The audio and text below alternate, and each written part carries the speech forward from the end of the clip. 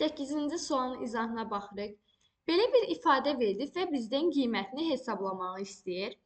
İlk öncə moduldakı ifadələrin işarələrini təyin etməliyik.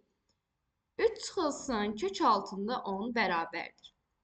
3-ü kökün altına yazsam, kök altda 9 kimi yaza bilərəm. Çıxılsın kök altda 10. Kök altda 9, kök altda 10-dan kiçik olduğu üçün bu ifadənin işarəsi olacaq mənfi. Modulun daxilində ifadənin qiyməti mənfidirsə, mən moduldan əks işarə ilə çıxarmalıyam.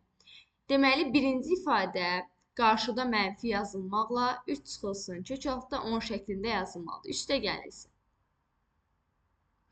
İkinci modula baxsaq, kök altda 10 çıxılsın 3. Yenə 3-ü kökün altında yazıram. Kök altda 10 çıxılsın kök altda 9 şəklində.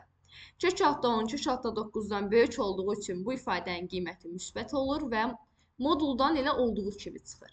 Kök altda 10 çıxılsın 3 bərabərdir.